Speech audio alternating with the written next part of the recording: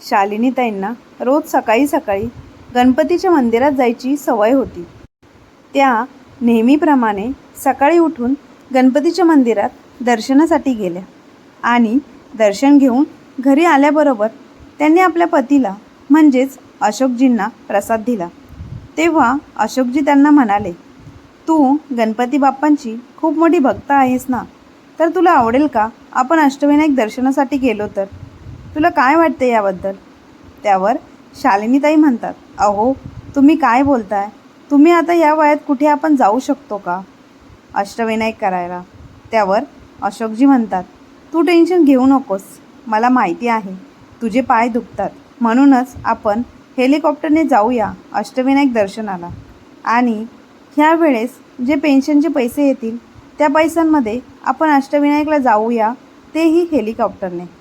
शालिनीताई खूप खुश होतात व त्यानंतर म्हणतात, अहो पण आपली सुनबाई आणि मुलगा काय म्हणेल? ते तयार होतील का आपल्याला पाठवायला?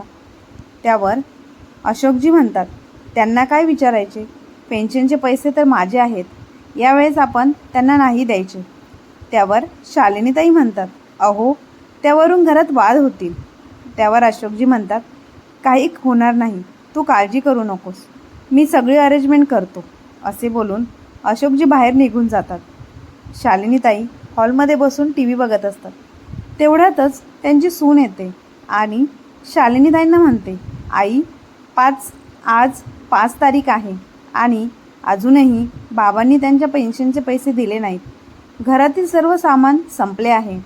दिवसेंदिवस घरातील खर्च खूप वाढत चालला आहे.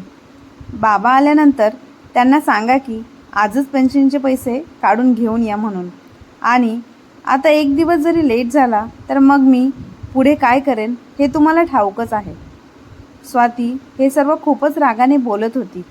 यावर शालिनीताई म्हणाल्या, सुनबाई, हा 1 महिना तरी तुम्हाला पेन्शनचे पैसे मिळणार नाही, कारण मी आणि तुझे सासरे आम्ही दोघेही अष्टविनायक दर्शनाला जाणार आहोत आणि त्यासाठी तुझ्या सासऱ्यांनी तिकिटेसुद्धा काढून आणली आहे. त्यामुळे ह्यावेळी तरी आम्ही पेन्शनचे पैसे तुम्हाला देऊ शकणार नाही. सासूचे बोलणे ऐकून स्वाती खूप भडकली आणि शालिनीताईंना मोठ्या आवाजात म्हणाली, काय म्हणालात तुम्ही? पुन्हा एकदा बोला पाहू. तुम्ही दोघे या वयात फिरायला जाणार? लाज वाटते की नाही तुम्हाला? म्हातारपणात फिरायला जाताय म्हणे, थोडी तरी लाज बाळगा. आणि सर्वात महत्त्वाचे म्हणजे तुमच्या अंगामध्ये जीव तरी आहे का फिरायला जायचा? कुठेतरी धडपडाल आणि माझे आणखी एक काम वाढवून ठेवाल.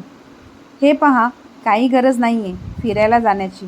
गुपचूप घरात एका कोपऱ्यामध्ये पडून राहा आणि जसे आम्ही दोघे सांगतोय तसेच वागत जा. आले मोठे फिरायला जाणारे. येऊ देत तुमच्या मुलाला, त्यांनाही सांगते तुमचा पराक्रम. त्यांना म्हणते, तुमच्या आईबापांना म्हातारपणात खूप नवीन गोष्टी आठवत आहे, मग बघू तुमचा लेक काय म्हणतोय ते. स्वाती आपल्या सासूला खूप मोठ्या आवाजात बोलत होती आणि शालिनीताई नेहमीप्रमाणे आपल्या सासूचे बोलणे गुपचूप ऐकतच होत्या, कारण घरामध्ये त्यांच्या सुनेचेच राज्य होते. तिच्याशिवाय घरात कुणाचे काहीही चालत नव्हते. अशोकजी त्यांच्या नोकरीतून सेवानिवृत्त झाले होते आणि त्यांना दर महिन्याला मिळणाऱ्या पेन्शनवर त्यांच्या सुनेचा डोळा असायचा. दर महिन्याला मिळणारे पेन्शनचे पैसे त्यांना नाईलाजाने मुलाला आणि सुनेला द्यावं लागत होते. सून ते पैसे आपल्या मर्जीने खर्च करत होती. पैसे खर्च करताना ती कुणालाही काहीही विचारत नव्हती. त्याच पैशातून घर खर्च करून ती पैसे सेविंगसुद्धा करायची. या सर्व गोष्टींमुळे कधी शालिनीताईला एखादी वस्तू खरेदी करायची असेल तर मग तेव्हा अशोकजींकडे पैसेच उरायचे नाही. स्वाती तिच्या सासूला पेन्शनमधील 1 रुपयासुद्धा देत नव्हती, पण तरीही अशोकजी आणि शालिनीताई सुनेला काहीच बोलत नव्हते, कारण त्यांना असे वाटत होते की त्यांच्यामुळे घरामध्ये कोणत्याही प्रकारचा वाद होऊ नये. त्यामुळेच ते सुनेचे कडवट बोलणे सुद्धा गुपचूप ऐकून घ्यायचे. शालिनीताईंना एक प्रसंग आठवला. एके दिवशी अशोकजींनी आपल्या पत्नीसाठी 2000 रुपयाचा नवीन चष्मा आणला, कारण आशाताईंचा चष्मा खूप जुना झाला होता आणि त्यांचा नंबरही खूप वाढला होता. त्यांना त्या जुन्या चष्म्यातून नीट दिसतही नव्हते. म्हणून अशोकजींनी त्यांच्यासाठी चष्मा आणला. तेव्हा पेन्शनमध्ये 2,000 रुपये कमी असलेले पाहून स्वातीला भयंकर राग आला आणि ती आपल्या सासऱ्याला म्हणाली, ह्यावेळी पेन्शनच्या पैशामध्ये 2,000 रुपये का बरे कमी आहेत? तेव्हा ते म्हणाले, सुनबाई, मी तुझ्या सासूला नवीन चष्मा बनवून घेऊन आलो आहे. तिचा चष्मा खूप जुना झाला आहे आणि तिच्या डोळ्याचा नंबरही खूप वाढला आहे. म्हणून मी 2,000 रुपये देऊन नवीन चष्मा आणला आणि म्हणून मी विचार केला की आज तिचा वाढदिवसही आहे. तिला काहीतरी गिफ्ट देण्यापेक्षा मी तिला चष्माच गिफ्ट करतो, ज्याचा तिला उपयोगही होईल. तेव्हा स्वाती म्हणाली, अरे वा, म्हणजे आता सासूबाई 2,000 रुपयांचा चष्मा वापरणार, तर तो सुद्धा म्हातारपणात. अरे देवा, पाहतोयस ना ह्या म्हाताऱ्या आणि म्हातारीला, यांना तर काही लाज शरम वाटत नाही. 2,000 रुपये वायफळ खर्च करताना हेही लक्षात आले नाही की आपण शहरात राहतोय आणि शहरामध्ये किती महागाई असते. पण ह्या लोकांना तरी कसे ठाऊक असेल, कारण यांचे तर आयुष्य खेडेगावामध्ये गेले आहे. त्या दिवशी एक नवीन चष्मा घेऊन दिल्याबद्दल सुनेने शालिनीताई आणि अशोकजींना एवढे सुनावले की त्या दोघांनीही 2 दिवस जेवणसुद्धा केले नाही. बिचाऱ्या शालिनीताई स्वातीने बोललेला एक एक शब्द आठवून घाबरत होत्या. त्या मनात म्हणाल्या की यांनी साधा एक चष्मा आणला म्हणून स्वातीने किती गोंधळ घातला. आता तर माझ्या नवऱ्याने त्या दोघांना न सांगता पेन्शनचे पैसे तिकीट बुक करण्यासाठी आणि काही पैसे आपल्या खर्चासाठी स्वतःजवळ ठेवले आहेत. मग आता यावेळेस स्वाती काय करेल कोणास ठाऊक. संध्याकाळी शालिनीताईचा मुलगा रोहन घरी आला. तेव्हा तो आल्याबरोबर स्वातीने पुन्हा बडबड करायला सुरुवात केली. तिने रोहनला भडकावले आणि त्याला त्याच्या आईबाबांच्या खोलीमध्ये पाठवून दिले. रोहन खोलीमध्ये आला आणि मोठ्या आवाजात म्हणाला, काय बाबा, म्हातारपणात तुमची ही काय थेरं चाललेली आहेत? म्हातारपणात एका ठिकाणी शांत राहावे असे वाटत नाही का तुम्हाला? जमिनीवर पाय राहत नाही का तुमचे? हे मी काय ऐकतोय, तुम्ही दोघांनी बाहेर फिरायला जाण्याचा प्लॅन बनवला आहे आणि तेही मला न विचारता. तुमच्या लक्षात तरी आहे का या महिन्याची 5 तारीख होऊन गेली आणि तुम्ही अजूनही आम्हाला तुमचे पेन्शनचे पैसे दिलेले नाही. आम्हा सर्वांना उपाशी ठेवायचे ठरवले आहे का तुम्ही? तुम्ही पेन्शन काढली आणि स्वातीला पैसे न देता बाहेर फिरायला जाणार आहे, याबद्दल आम्हाला न विचारता खर्चही करून टाकले.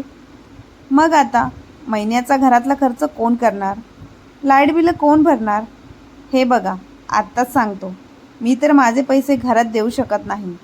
मला काही तुमच्यासारखी सरकारी नोकरी नव्हती, त्यामुळे पेन्शनही मिळणार नाही. म्हणून मी माझा पगार सेविंग करतो, जेणेकरून भविष्यात हेच पैसे आमच्या उपयोगाला येतील. आणि सर्वात महत्त्वाचे, तुम्ही आम्हाला आमच्या म्हातारपणापर्यंत पुरणार नाही. त्यामुळे जिवंत आहात तोपर्यंत तरी पेन्शनचे पैसे नीट वापरा, म्हणजे आम्हाला द्या. तुम्हा दोघांना एवढे पैसे लागतातच कशाला? उगाच पैसे कुठेही उधळू नका. आई बाबा, ह्या घरामध्ये राहायचे असेल तर तुम्हाला पेन्शनचे पैसे आम्हाला द्यावेच लागतील. ही गोष्ट नीट लक्षात ठेवा. आणि जर तुम्ही तुमचे पैसे दिले नाही तर मी तुम्हाला घराबाहेर काढेल. अशोकजी मुलाचे बोलणे ऐकत उभे होते. आज ते सुद्धा खूप रागामध्ये होते. त्यांनीही विचार केला की आता यापुढे ते आपल्या मुलाला आणि सुनेला घाबरणार नाहीत, कारण नेहमी ते त्या दोघांचे बोलणे ऐकून गप्प राहायचे. पण आज त्यांनी ठरवले होते की आज उगाच गप्प बसून काहीही ऐकून घ्यायचे नाही. ते म्हणाले, रोहन, हे मात्र बरे आहे तुझे. आमचे देवदर्शनाला जाणे तर तुला लगेच दिसले, पण स्वतः बायको मुलाला घेऊन सगळीकडे फिरायला जातोस ते तुला दिसत नाही का? दर सुट्टीला तू तुझ्या बायकोला घेऊन बाहेर फिरायला जातो, तिथूनच घरी येताना जेवणसुद्धा करून येतोस. तेव्हा आम्ही दोघे घरात खिचडी बनवून खातो. तू बाहेर जेवायला जातोस तेव्हा आम्हालाही का घेऊन जात नाहीस? आमच्या 2 भाकरींसाठी तुमचा खर्च वाढतो का? मग तुम्ही बाहेर फिरायला जाता, बाहेरून जेवण करून येता, तेव्हा खर्च होत नाही का रे? अरे, तू स्वतःसाठी तर खूप खर्च करतोस, पण तेच पैसे घरात खर्च का करत नाहीस? बाहेर जेवायला जाऊन 2-3 हजार खर्च करतोस, तेच पैसे घरात तुझ्या संसारासाठी का वापरत नाहीस? बरोबर आहे, कसा देशील? तू मला गृहीतच धरतोस ना. माझ्याच पेन्शनमधून हे घर चालवत आहात तुम्ही दोघे, मग फुकटचा रुबाब दाखवता कशाला? आणि एक देव न करो, पण उद्या जर मी किंवा तुझी आई आजारी पडली, तेव्हा मग तू करशील का आमचा दवाखान्याचा, औषध गोळ्यांचा खर्च?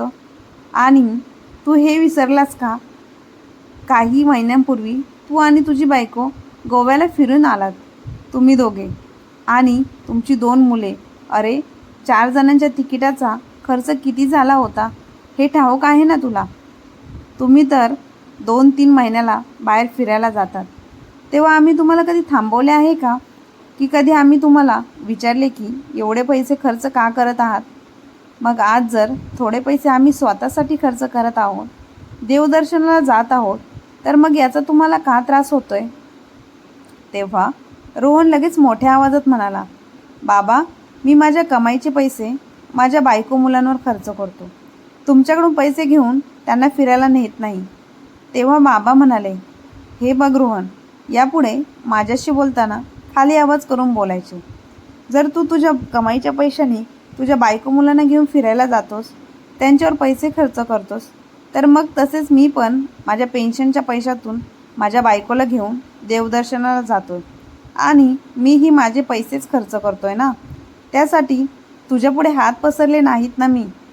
वडिलांचे बोलणे ऐकून रोहनला खूप राग आला. नेहमी आई बाबा त्याचे बोलणे ऐकून गुपचूप खोलीमध्ये निघून जात होते, पण आज तर त्यांचे वेगळेच रूप बघायला मिळाले होते. ते काही त्याला पचले नाही. रोहन म्हणाला, ठीक आहे बाबा, तर मग आज मी एक निर्णय घेतला आहे. यापुढे मी तुम्हा दोघांना फुकट खाऊ घालू शकत नाही. तुम्हा दोघांनी तुमच्या जेवणाचे पैसे द्यावे लागतील, तेव्हाच तुम्हाला जेवण मिळेल. आता माझ्याकडे सुद्धा एवढे पैसे नाहीत की मी तुम्हा दोघांचा खर्च उचलू शकेल. असे बोलून रोहन खोलीमध्ये निघून गेला. अशोकजी म्हणाले, काय मुलगा आहे, आमच्याच पेन्शनच्या पैशातून राशन पाणी भरतोय आणि आमच्याच जेवणाचे पैसे मागतोय. मुलगा तर मुलगा, पण सूनसुद्धा काही कमी नव्हती. ती आपल्या सासूला म्हणाली, तुमचा मुलगा दिवसभर किती मेहनत करतो ते तुम्हाला दिसत नाही, पण जरा आम्ही कुठे बाहेर फिरायला गेलो की ते मात्र तुम्हाला दिसते. तुमच्या जागी दुसरा कोणी असता तर त्याने हा विचार केला असता की घरामध्ये सून आहे, मुलगा आहे, 2 नातवंडे आहेत, त्यांच्या भविष्यासाठी काही पैसे वाचवावेत. पण नाही, तुम्हाला तर म्हातारपणात फिरायला जायचे आहे. अरे, तुम्ही स्वतःच्या मुलाशी स्पर्धा करत आहात, काहीतरी वाटू द्या. आम्ही अजून तरुण आहोत, पण जरा तुम्ही स्वतःकडे बघा. तुमची अर्धी लाकडं स्मशानात गेली आहेत आणि आलेत मोठे फिरायला जाणारे. गुपचूप कोपऱ्यात पडून राहा. एवढे बोलून स्वाती रागारागाने तिच्या खोलीमध्ये निघून गेली. आपल्या मुलाचे आणि सुनेचे बोलणे ऐकून शालिनीताई रडायला लागल्या. त्या भरलेल्या डोळ्यांनी आपल्या पतीला म्हणाल्या, अहो, आपण पुन्हा कधीतरी फिरायला जाऊ, पण आता नको. तुम्ही ऐकले ना ते दोघे काय बोलत होते ते? दोघेही रागात होते. उगाच आपण त्यांच्याविरुद्ध वागलो तर ते आपल्याला जेवणसुद्धा देणार नाहीत. आपल्याला खूप त्रास होईल याचा, आणि ते दोघेही म्हातारपणात आपले जगणे मुश्किल करतील. तेव्हा अशोकजी म्हणाले, शालिनी, तू अजिबात काळजी करू नको. मी असताना तुला आता कोणी काहीही बोलणार नाही. आत्तापर्यंत ते जे काही बोलले ते खूप ऐकून घेतले, पण आता नाही. यापुढे मी त्या दोघांचे काहीही सहन करून घेणार नाही. अशोकजी आपल्या पत्नीचे अश्रू पुसत म्हणाले, आत्तापासून आपण मन मारून जगायचे नाही. शालिनी, मी माझ्या लहानपणी खूप गरिबी पाहिली, तरीही माझ्या आईबाबांनी कष्ट करून मला शिकवले, आणि सर्वात महत्त्वाचे म्हणजे मला गरिबीची जाणीव होती म्हणून मी शिकलो. पण आपल्या मुलांचे तसे नाही. त्याला तर सर्व काही आयते मिळाले आहे. त्याला गरिबी काय असते ठाऊकच नाही. अगं शालिनी, रोहन लहान असताना आपण त्याला काहीही कमी पडू दिले नाही. त्याचा प्रत्येक हट्ट पूर्ण केला. चांगल्या शाळेत, कॉलेजमध्ये घातले. मला वाटले मुलगा चांगला शिकला तर त्याच्या आणि आपल्याही आयुष्याचे सोने होईल, म्हणून पैसे भरून MBAला ॲडमिशन घेऊन दिले. त्याच्या शिक्षणासाठी नेहमी पैसे वाचवले. विचार केला होता, जर मुलगा शिकला तर आपल्याला म्हातारपणात आरामात राहता येईल. आपण आपल्या जबाबदारीतून मुक्त होऊ. पण आता म्हातारपणात आपल्या मुलाने त्याचे खरे रूप दाखवले ग. आपल्याच मुलाने आपल्यावर बंधने घातली. आपल्याला त्याच्या बायकोच्या तालावर नाचायला लावतो आहे. त्यामुळे आपल्याला मन मारून जगावे लागत आहे. अगं, तेव्हा आपल्या खांद्यावर आपल्या मुलाची जबाबदारी होती. पण आता आपण सर्व जबाबदारीतून मुक्त झालो आहोत. पण मुलाने व सुनेने आपल्याला मुक्त होऊच दिले नाही. तू अजूनही ह्या वयात किचनमध्ये काम करत असतेस आणि ही गावभर फिरते. तिला तिच्या चुका सांगितल्या की मग खूप राग येतो. खरे तर तुझे सर्व चुकले आहे. लग्न झाल्यावर तू तिच्यावर जबाबदारी टाकली नाही. सर्व काही स्वतः केलेस. त्यामुळे ती निवांत आहे.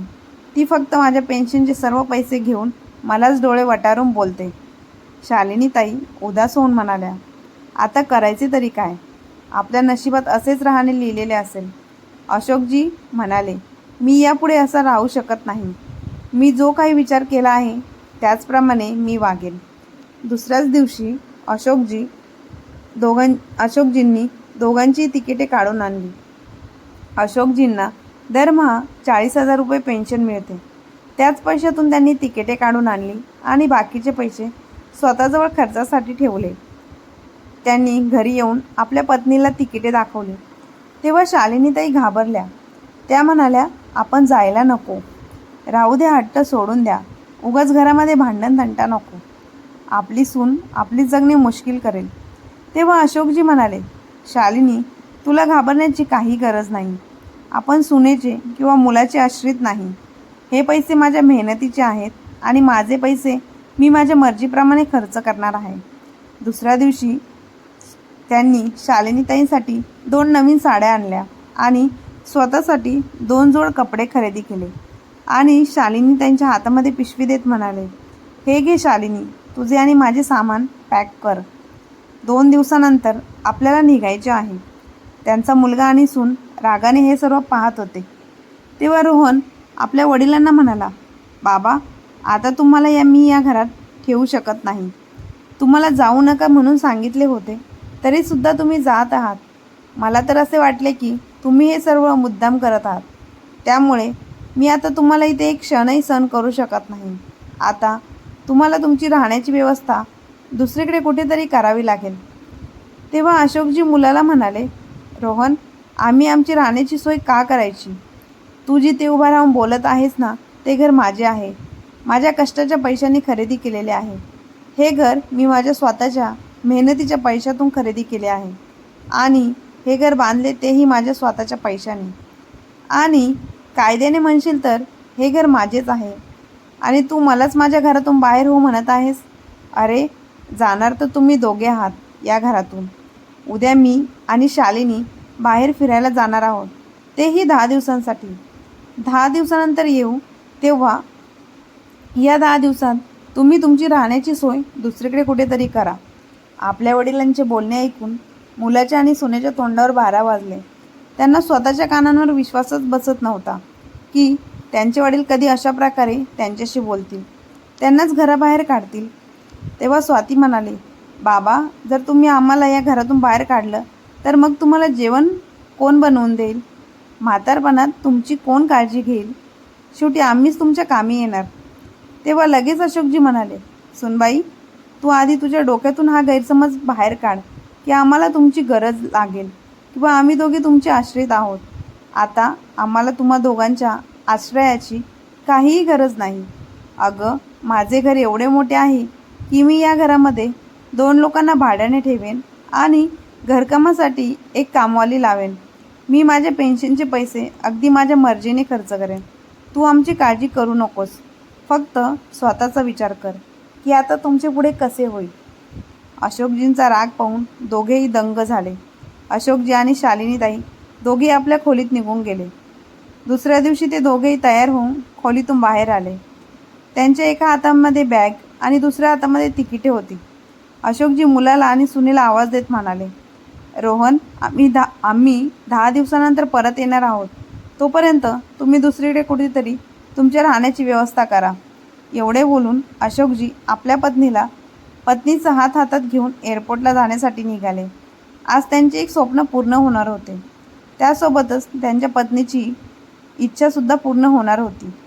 देवदर्शनासाठी अष्टविनायकला जाताना दोघे पती पत्नी खूप खुश होते. आशाताईंच्या डोळ्यातून आनंदाश्रू तर थांबतच नव्हते. त्यांनी कधी स्वप्नातही विचार केला नव्हता की त्याही कधी विमानाने प्रवास करतील. ते दोघेही देवदर्शनाला पोचले. तिथे त्यांनी गणपती बाप्पांचे दर्शन घेतले आणि आजूबाजूच्या परिसरातही फिरायला गेले. हे त्यांच्या आयुष्यातील सर्वात चांगले दिवस होते. अशोकजी म्हणाले, शालिनी, तू खुश तर आहेस ना? मला फक्त तुला आनंदी बघायचे आहे. कितीतरी दिवसातून आज आपण मनसोक्त जगलो आहे. अगं, आपल्या काही इच्छा नसतील का की आपल्या म्हातारपणासोबत आपल्या इच्छासुद्धा मरून गेल्या आहेत? तेव्हा शालिनीताई म्हणाल्या, बरोबर बोलत आहात तुम्ही. आपल्या मुलाने आणि सुनेने ते आपल्या चेहऱ्यावरचे हसूच हिरावून घेतले होते. प्रत्येकाला आपले आयुष्य आपल्या पद्धतीने जगण्याचा हक्क आहे, मग तो तरुण असो किंवा म्हातारा. आणि तसेही म्हातारपणात तर माणसाचे मन अगदी लहान मुलांसारखे असते. पण आजकालच्या रोहनसारख्या मुलांना तर हे पटतही नाही. त्यांना फक्त स्वतःच्या आनंदाशी मतलब आहे. स्वार्थी असतात अशी मुले. आईवडिलांच्या सुखदुःखाबद्दल किंवा इच्छांबद्दल त्यांना काही घेणे देणे नसते. अशोकजी म्हणाले, अगं शालिनी, हे एक फार बरे आहे. आपल्याला पेन्शन तरी मिळते. म्हणूनच तर आज आपण आपल्या पेन्शनच्या जोरावर आपल्या मुलाशी बोलू शकत आहोत. पण त्या आईवडिलांचे काय, ज्यांनी आपली सर्व जमापुंजी मुलांवर खर्च केली आणि आपल्या म्हातारपणासाठी काहीही शिल्लक ठेवले नाही. आणि तीच मुले जर आपल्या आईवडिलांना त्रास देत असतील तर मग त्या आईवडिलांनी काय करायचे गं? ते बिचारे आपले म्हातारपण कसे जगत असतील? माझे तर असे म्हणणे आहे की माणसाने जिवंत असेपर्यंत आपले सर्व काही मुलांना देऊ नये. काही आईवडील असा विचार करतात की आपले जे काही आहे ते सर्व मुलांचेच आहे. मग ते प्रेमापोटी मुलांना सर्व देऊन टाकतात आणि त्यानंतर काही दिवसांनी आईवडील मुलांना सुनांना नकोसे होतात. म्हणूनच प्रत्येक आईवडिलांनी जिवंत असेपर्यंत कोणतीही प्रॉपर्टी मुलांच्या नावावर करू नये. प्रॉपर्टी, पैसे आपल्या हाती ठेवावी. जर आपल्या हातात सर्व काही असेल तरच समजून जायचे की आपले म्हातारपण सुरक्षित आहे. आणि जर आपल्याजवळ काहीच नाही तर समजायचे की म्हातारपणात मुलांकडून त्रास हा निश्चितच आहे.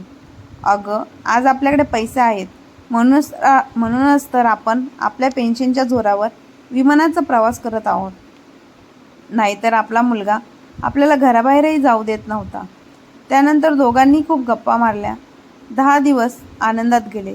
10 दिवसानंतर अशोकजी आणि शालिनीताई घरी पोचले. तेव्हा त्यांनी पाहिले की रोहन डोक्याला हात लावून बसला होता. आईवडील आलेले पाहून त्याने आईवडिलांचे पाय धरले आणि म्हणाला, बाबा, मला माफ करा, माझे चुकले. आता यापुढे मी कधी तुम्हाला त्रास देणार नाही. आईवडील दोघे एकमेकांकडे पाहतात. तेव्हा अशोकजी विचारतात, स्वाती कुठे आहे? तेव्हा रोहन रडायला लागतो आणि म्हणतो, बाबा, घात झाला. नियतीचा खेळ खूप अजब आहे. तुम्ही गेल्यानंतर स्वातीला अचानक चक्कर आली आणि ती जमिनीवर पडली. तेव्हा मी तिला डॉक्टरांकडे घेऊन गेलो. डॉक्टरांनी काही टेस्ट केल्या तेव्हा त्यात तिला कॅन्सर झाल्याचे समजले. आजपर्यंत मी माझ्या पगारातील एकही पैसा घरात न देता भविष्यात उपयोगी पडेल म्हणून ठेवला. ते सर्व पैसे किंवा त्याहून जास्त पैसे आता मला स्वातीच्या उपचारावर खर्च करावे लागणार आहेत. आजपर्यंत तुम्ही तुमच्या पेन्शनवर घर चालवत होतात आणि मी माझे पैसे फक्त माझ्यासाठी आणि माझ्या बायको मुलांसाठी वापरले. मी एकदाही तुम्हाला विचारले नाही की बाबा, तुम्हाला खूप खर्च होतोय, मीही थोडाफार हातभार लावतो. मी कधीच आईला किंवा तुम्हाला माझ्याकडून काहीच दिले नाही. तर मी फक्त घेत आलो आणि म्हणूनच देवाने आज मला स्वातीच्या जीवघेण्या आजाराची एवढी मोठी शिक्षा दिली आहे. बाबा, आज मला आणि स्वातीला खूप पश्चाताप होतोय. आमच्यावर खूप मोठे संकट ओढवले आहे. तुम्ही म्हणाला होता ना 10 दिवसात घर खाली करा, पण मला आणखी थोडा अवधी द्या, असे म्हणून तो रडू लागला. मुलाला रडताना पाहून शालिनीताईंच्या डोळ्यातून पाणी आले. पण अशोकजी हाताची घडी घालून उभे होते. ते म्हणाले, रोहन, तुझ्यावर विश्वास ठेवावा असा तू नाहीस. त्यामुळे मला आधी सुनबाईंचे रिपोर्ट्स दाखव. रोहनने लगेच वडिलांच्या हातात फाईल दिली. त्यांनी फाईल चेक केली तेव्हा खरेच रोहन जे काही बोलत होता ते खरेच होते. अशोकजींनी डोळ्यावरचा चष्मा काढला आणि त्याला विचारले, डॉक्टर काय म्हणाले? रोहन म्हणाला, डॉक्टरांनी सांगितले की लवकरात लवकर उपचार सुरू करावे लागतील. साधारण 10-20 लाख रुपये खर्च येईल असे म्हणाले. तेव्हा अशोकजी म्हणाले, ठीक आहे, उद्या सुनबाईला हॉस्पिटलमध्ये घेऊन जाऊ. तू पैशांची काळजी करू नकोस. पैसे कमी पडले तर आपली गावाकडची प्रॉपर्टी विकू. दुसऱ्याच दिवशी रोहन स्वातीला हॉस्पिटलमध्ये घेऊन गेला आणि डॉक्टरांनी स्वातीवर उपचार सुरू केले. काही महिन्यांनी स्वातीच्या तब्येतीत थोडी सुधारणा झाली. स्वाती आणि रोहन हॉस्पिटलमधून घरी आले. शालिनीताईंनी भाकरीचा तुकडा स्वातीवरून ओवाळून टाकला. शालिनीताईंनी स्वातीचे पाय धुवून तिचे घरात स्वागत केले. निखिल म्हणाला, बाबा, खरंच तुम्ही महान आहात. आज स्वाती फक्त तुमच्यामुळेच जिवंत आहे. मी आणि स्वातीने तुम्हाला आणि आईला किती त्रास दिला, तरी आज तुम्ही तिच्यासाठी एवढे काही केले. अशोकजींनी रोहन आणि स्वातीला उठवले आणि म्हणाले, रोहन, एक सांगतो, मी हे सर्व फक्त माझ्या 2 नातवांसाठी केले. लहान मुलांना आई किती महत्त्वाची असते हे माझ्याशिवाय आणखी कोणाला ठाऊक असेल. असो. तेवढ्या शालिनीताई त्यांच्या खोलीतून बॅग घेऊन बाहेर आल्या. स्वाती म्हणाली, आई, तुम्ही कुठे जात आहात? अशोकजी म्हणाले, आम्ही गावी जाऊन राहण्याचा निर्णय घेतला आहे. तेव्हा स्वाती म्हणाली, बाबा, मला माफ करा. मी तुम्हा दोघांनाही ओळखायला चूक केली. मी खूप त्रास दिला म्हणून देवाने त्याची मला एवढी मोठी शिक्षा दिली. पण मला एक संधी द्या. यापुढे मी तुम्हाला कधीच त्रास देणार नाही. तुमच्याकडून पेन्शनचे पैसेही घेणार नाही. पण तुम्ही आम्हाला सोडून जाऊ नका. त्यानंतर स्वाती शालिनीताईंसमोर हात जोडत म्हणाली, आई, तुम्ही तरी बाबांना सांगा ना, आम्ही तुम्हाला काहीही बोलणार नाही. तेव्हा शालिनीताई म्हणाल्या, अहो, मी काय म्हणते. स्वाती आणि रोहनला त्यांची चूक समजली आणि तसेही ती आत्ताच हॉस्पिटलमधून आली आहे. मग आपण तिच्याजवळ थांबले पाहिजे ना. तेव्हा अशोकजी म्हणाले, तुझा हाच तर स्वभाव पाहून लोक तुला त्रास देतात. जरा कोणी 2 गोड शब्द बोलले की तेवढेच तुला पुरेसे असते. तेव्हा स्वाती म्हणाली, बाबा, खरंच तुम्ही मला एक संधी देऊन तर बघा. हे पहा, मी माझ्या मुलांची शपथ घेऊन सांगते, मी तुम्हाला त्रास देणार नाही म्हणून. शालिनीताईंनी स्वातीवर हात उचलला आणि म्हणाल्या, खबरदार, यापुढे ह्या निष्पाप मुलांची शपथ घेतलीस तर. तेव्हा अशोकजी आपल्या पत्नीकडे पाहत म्हणाले, तुझे हे रूप यापूर्वी दाखवले असते तर आपल्याला कोणीही त्रास देण्याची हिंमत केली नसती. ते पुढे म्हणाले, ठीक आहे, मी तुम्हा दोघांना एक संधी देतो, पण माझ्या काही अटी आहेत. मी आता यापुढे माझ्या पेन्शनचे सर्व पैसे देणार नाही. मी फक्त 10,000 रुपये देईन. बाकीचे 30,000 रुपये मी माझ्याजवळ ठेवणार आहे. कारण मला माझ्या आणि माझ्या पत्नीच्या औषधांचा खर्चसुद्धा आहे आणि आम्हाला सारखे सारखे तुमच्याकडे पैसे मागणे चांगले वाटत नाही. माझेच पैसे मला तुमच्याकडे मागावे लागतात आणि हे मला मान्य नाही. आणि हो, आणखी एक, जोपर्यंत आम्ही जिवंत आहोत, या घराचे मालक आम्ही दोघे पती पत्नी आहोत, हे लक्षात असू द्या. जेव्हा स्वाती म्हणाली, बाबा, आम्हाला तुमच्या सर्व अटी मान्य आहेत. रोहन म्हणाला, बाबा, मी आत्ता तुमच्याकडून पैसे घेणार नाही. घरातील राशन, लाईट बिल सर्व काही मी बघेन. त्यानंतर दुसऱ्या दिवसापासून स्वातीच्या वागण्यात फरक दिसू लागला. ती सकाळी लवकर उठली, घरकाम करू लागली. तेवढ्यात शालिनीताई मंदिरातून घरी आल्या. तेव्हा त्यांनी पाहिले की स्वाती किचनमध्ये काम करत होती. त्या पटकन किचनमध्ये गेल्या आणि स्वातीला म्हणाल्या, अगं स्वाती, तू कालच तर हॉस्पिटलमधून डिस्चार्ज मिळाला आहे. तू लगेच कामे करू नकोस. काही दिवस आराम कर, मी काम करेन. तिने सासूकडे पाहिले. ती मनात म्हणाली, यांना माझी किती काळजी आहे. मी उगाच चांगल्या माणसांना त्रास दिला. याचा आता स्वातीला पश्चाताप होऊ लागला. ती म्हणाली, सासूबाई, मी ठीक आहे.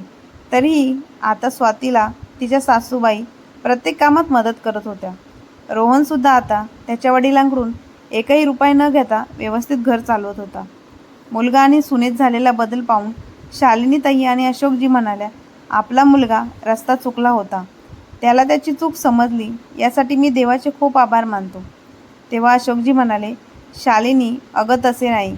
स्वाती आजारी होती तेव्हा त्याला आपली गरज पडली आणि तेव्हाच त्याला संकटात असताना आईवडिलांची किंमत कळाली. काहीही म्हण, पण दोघा नवरा बायकोत चांगला बदल घडून आला हे नक्की. असो, दोघांनी सुखाचा संसार करायला हवा. याशिवाय आपल्याला तरी काय हवे, बरोबर ना? मित्रांनो, कधीकधी आयुष्यामध्ये कठोर निर्णय घ्यावे लागतात. थोडेसे स्वार्थी वागावे, बोलावे लागते. कारण आजकाल लग्न झालेली काही मुले आणि त्यांच्यासोबत त्यांच्या बायकासुद्धा आईवडिलांना गृहीत धरतात. मुले जर बायकोसमोर आईवडिलांचा अपमान करत असतील तर मग सुना देखील नवऱ्याचे पाहून सासू सासऱ्यांना त्रास देतात. तसेच आजच्या या युगामध्ये ही गोष्टसुद्धा सत्य आहे. जर आज तुमच्याजवळ पैसे आहेत तर तुम्हाला इज्जत आहे. जर पैसे नसतील तर तुम्हाला कोणीही विचारणार नाही. त्यामुळे तुमच्या आयुष्याची सर्व जमापुंजी, प्रॉपर्टी, घर सर्व काही मुलांना देऊन टाकू नका. स्वतःच्या म्हातारपणाच्या आधारासाठी काहीतरी राखून ठेवा. नेहमी तुमच्याकडे काहीतरी शिल्लक ठेवा. कारण पैशाच्या जोरावर तुम्ही स्वतःचे आयुष्य स्वाभिमानाने जगू शकता. मित्रांनो, आजची कथा तुम्हाला कशी वाटली कमेंट बॉक्समध्ये नक्की कळवा. आणि कथा आवडली असल्यास आपल्या चॅनलला लाईक, शेअर, सबस्क्राईब नक्की करा. धन्यवाद.